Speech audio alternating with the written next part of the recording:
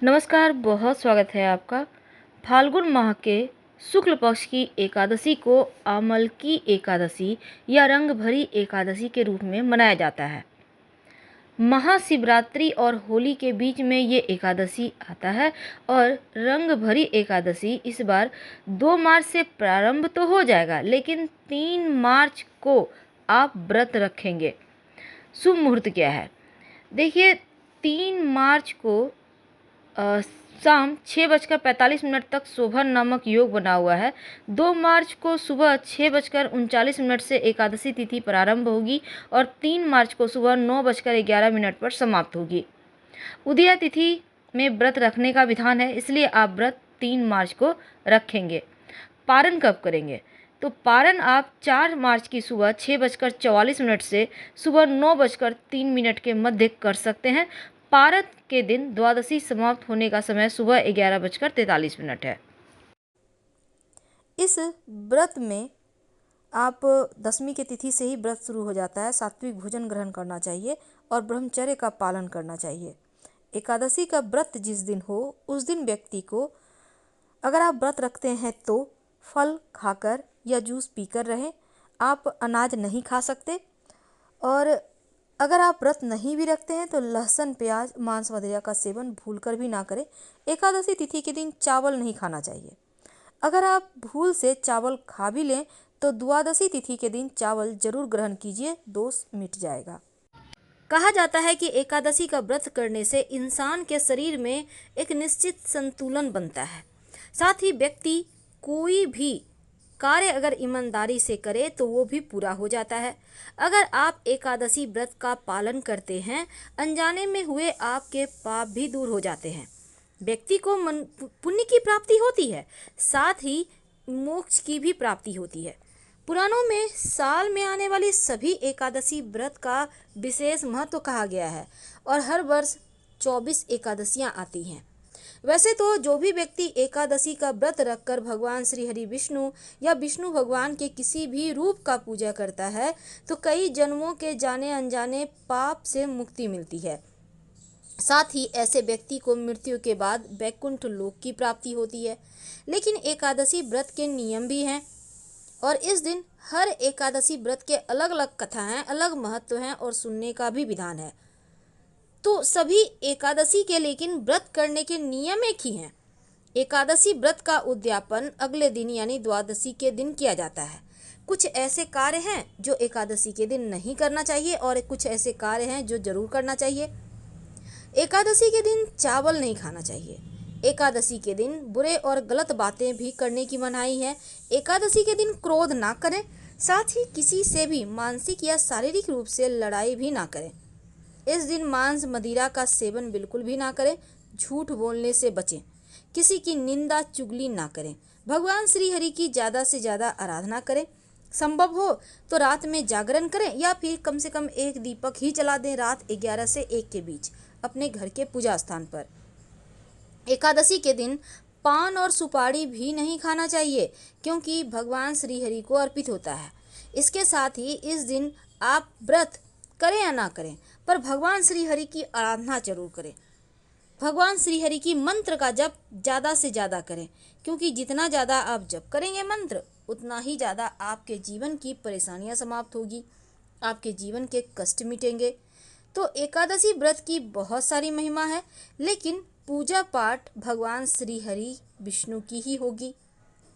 अब देखिए, एकादशी व्रत है क्या, महत्व क्या है। पुराणों में एकादशी को हरि दिन, हरिवासर के नाम से भी जाना जाता है और इस व्रत को वैष्णव और गैर वैष्णव दोनों ही संप्रदायों के लोग करते हैं। ऐसा कहा जाता है कि एकादशी का व्रत करना, हवन यज्ञ करना, वैदिक कर्म कांड करना, ये सभी चीज़ों से ज़्यादा आपको सिर्फ व्रत करने से पुण्य मिलते हैं।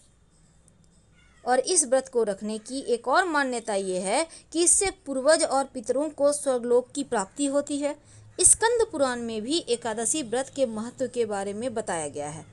जो भी व्यक्ति इस व्रत को करता है उसके लिए एकादशी के दिन गेहूं, मसाले, सब्जियां भी नहीं खाना चाहिए। आप फल जूस लेकर खा सकते हैं, रह सकते हैं।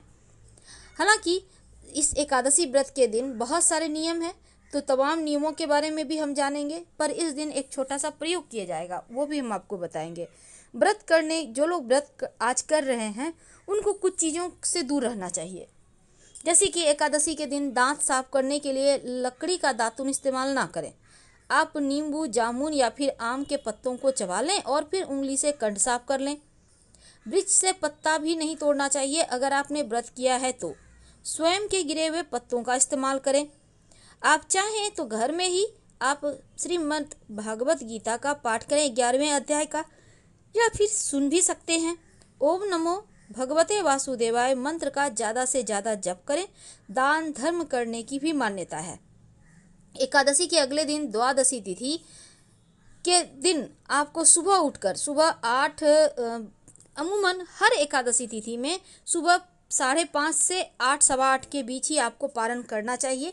और पारण करने के पहले आप थोड़ा सा पैसा निकाल दें या फिर कुछ सामान निकाल दें, या सामान्य भोजन की तरह ही कुछ खाना वगैरह निकाल दें। ऐसा करके फिर आप व्रत तोड़ें। त्रयोदशी तिथि से आने से पहले ही व्रत का पारण कर लें, इस बात का ध्यान रखें, क्योंकि एकादशी व्रत का पारण द्वादशी तिथि में ही होना चाहिए। तो आप कोई चूक ना हो इसका ध्यान रखें। भले ही आप 24 एकादशी ना करें, मुख्य एकादशी करें, लेकिन आप नियमों का पालन जरूर कीजिएगा। तो एकादशी के दिन जहाँ तक संभव हो कम बोलें, सात्विक रहें, बाल मत कटवाएं, घर में जो वृक्ष हैं किसी के भी पत्ते ना तोड़ें, चावल तो नहीं ही खाना चाहिए, किसी और का दिया हुआ अन्न भी मत खाइए, और मन में किसी भी प्रकार का विकार ना आने दें। अब जैसे कि बहुत सारे लोग क्या करते हैं, फलारी में गोभी, पालक, सलजम वगैरह जूस वगैरह ले लेते हैं। मत खाइएगा, आप फल खाइए।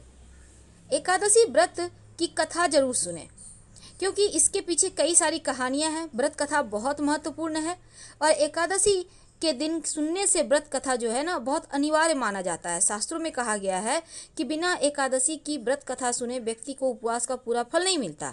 और तमाम बातें अभी तक हमने आपके साथ साझा किया कि कैसे एकादशी का व्रत करना चाहिए और क्या करना चाहिए। लेकिन आज हम एक छोटा सा प्रयोग लेकर आपके साथ जुड़े हैं। एकादशी के दिन आप जब व्रत करेंगे तो शाम के समय एक छोटा सा काम कीजिएगा। आप अपने घर में जब शाम में दिया बाती करेंगे तो दीपक में एक लौंग डाल दीजिए और अपनी मनोकामना कहिए, फिर आरती वगैरह करें, पूरे घर में दिखाएं। आप चाहें तो कपूर के सहारे लौंग डालकर जलाकर भी पूरे घर में दिखा सकते हैं, या घी का बाती में भी कर सकते हैं। अगर आप दीपक में एक चुटकी काला तिल डाल देते हैं तो पितृदोष समाप्त हो जाते हैं, पितृदेव शांत हो जाते हैं, जीवन की मुश्किलें कम होती है, और यहाँ तक कि शनिदेव की कृपा भी बरसती है। अगर दीपक में आप 2-4 काली मिर्च के दाने डाल देते हैं तो इससे भी नकारात्मक ऊर्जाएं शांत होती है। अगर सरसों के दाने डालते हैं तो जो आपके आसपास निगेटिविटी है, जो आपके जीवन की परेशानियां हैं, जो आपको लगता है अतिरिक्त आत्माएं, जो पितृदोष है, वो सभी चीज़ें समाप्त हो जाती है। तो आप अपनी सुविधानुसार चीज़ों को जलाइए, और नहीं कुछ समझ में आए तो एक लौंग डालकर ही जलाकर पूरे घर में दिखाइए। जीवन की मुश्किलें कम होंगी, जीवन की परेशानियां कम होंगी, और साथ ही पास के किसी भी शिव जी के मंदिर में जाकर एकादशी तिथि के दिन, क्योंकि भगवान श्री हरि के आराध्य शिव जी हैं और शिव जी के आराध्य श्री हरि विष्णु हैं, तो उनके मंदिर में एक दिया जरूर जलाइएगा, तभी इस दिन के व्रत को आपका पूरा फल मिलता है। दीपक सरसों के तेल का भी हो सकता है, घी का भी हो सकता है, पर उसमें भी लौंग डाल दीजिएगा। जीवन की मुश्किलें कम होंगी, जीवन की परेशानियां कम होंगी। और तुलसी जी में जब दीपक जलाइएगा तब तुलसी जी की 3 परिक्रमा या 11 परिक्रमा कीजिएगा, ओम नमो भगवते वासुदेवाय मंत्र का जप करते हुए। इस दिन व्रत कथा सुनने का विधान है, तो आप पीपल के नीचे एक तिल के तेल का दिया या घी के दिए में एक चुटकी काला तिल डालकर या काली उड़द डालकर जरूर जला दें। आप चाहें तो काला जो कील होता है लोहे का, उसको भी डालकर जला सकते हैं। शनि की पीड़ाओं से मुक्ति मिलेगी। तो आसपास आपके घर के जहाँ भी पीपल का पेड़ है वहाँ एक दिया जला दीजिएगा, और ये इस दीपक में अगर आप एक चुटकी तिल, काला तिल या फिर उड़द जो होता है उसके 2-4 दाने रख कर जला दें तो सर्वोत्तम होगा। तो इस तिथि के दिन रात में सोने के पहले एक दिया जलाने का विधान है। वैसे तो एकादशी तिथि के दिन सोना नहीं चाहिए, रात जागरण का विधान है। पर अगर आप सोना भी चाहते हैं तो भी, और नहीं भी सोना है फिर भी, रात 11 से 1 के बीच एक दीपक जरूर जलाइए। और ये दिया अगर आप रात भर जल सके तो अति उत्तम, नहीं तो कम से कम आधा घंटा जरूर जले, ऐसा व्यवस्था कीजिए। इस दीपक में आप एक लौंग जरूर डालिएगा। अपनी मनोकामना कहते हुए आपकी समस्त मनोकामना पूर्ण हो जाएगी। तो हम आपसे विदा लेते हैं। जानकारी अच्छी लगे तब लाइक कर सब्सक्राइब करें, अपनों से शेयर करें और कमेंट में हर हर महादेव जरूर लिखें। धन्यवाद।